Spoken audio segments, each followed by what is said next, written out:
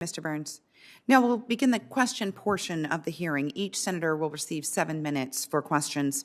I'll recognize myself first for 7 minutes. My first question is for Ms. Sabatino and Mr. Burns. With the recent passage of the Infrastructure Investment and Jobs Act, Congress provided a significant investment in improving our ports of entry. This investment will help provide more security and more efficient trade and travel, but security is a constantly evolving challenge, and Congress and the administration should always be planning for the future. Looking at ports of entry, what steps should Congress take now so that our nation has the infrastructure it needs 10 years from now?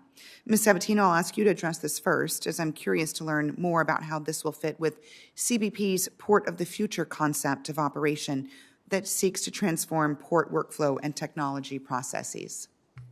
Thank you for the question, Chairwoman. CBP makes significant investments in research and development for new technology to enhance our current infrastructure on the port. That's complemented by our investments in prioritizing land ports of entry for infrastructure investments when the opportunities present itself. Certainly thank you for your support in the infrastructure bill. We look forward to being able to complete 16 of the priority projects on the 5-year capital investment plan.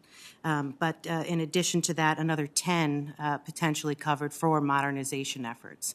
With the Port of the Future concept focusing on the cargo operations and streamlining workflows, we've been making investments in building out technology that's going to integrate information for our CBP officers and agriculture specialists into an integrated viewer platform that is taking all of the information as the NII technology is deployed, the information from the RFID, the information once we have the simplified arrival program rolled out into a common viewer so that we can give our officers the best tools and information to make decisions quickly and essentially automate every part of the process that we can, again, giving them the time to invest in the interviews with individuals or the time to look further at the actual commodities and do what they do best. With the future travel initiatives, we have been looking at comprehensively across all of our travel environments where we can leverage new technology and, again, automate processes to remove the administrative burden from our frontline personnel. That includes the facial biometric comparison technology, but also affording travelers the opportunity to apply for I-94s in advance that they could do previously already through our website and now through a mobile application in the CBP One portal. But all of these individual investments that we look at, to refine legitimate in travel and trade, helping us provide the officers the tools and the time to address the significant challenge and identify those threats that cross the border on a daily basis.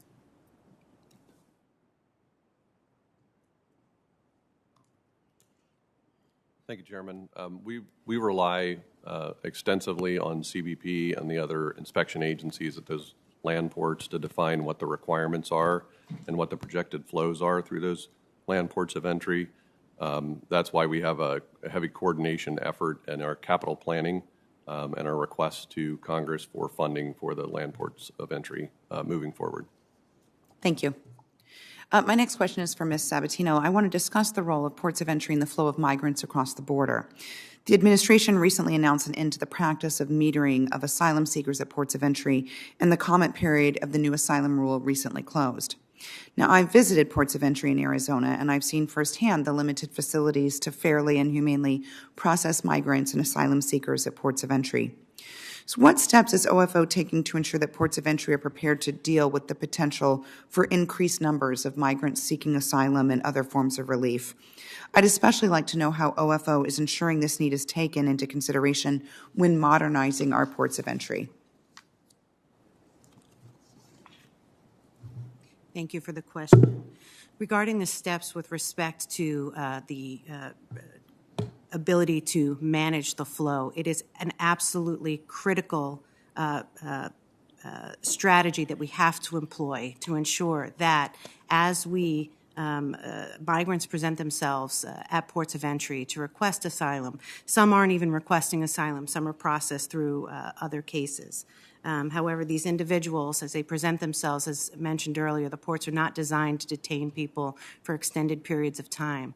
So one of the steps that we have been pursuing is working with non-governmental organizations, in particular international organizations south of the border, to help provide us advance information through the CBP One app so that we can make decisions, not necessarily decisions on the determination of the inspection in advance, but that we can assess and determine who's coming towards us, do all of the administrative work in advance of individuals arriving at the ports of entry, and then certainly put them through a streamlined process as they arrive and make a final determination on the inspection.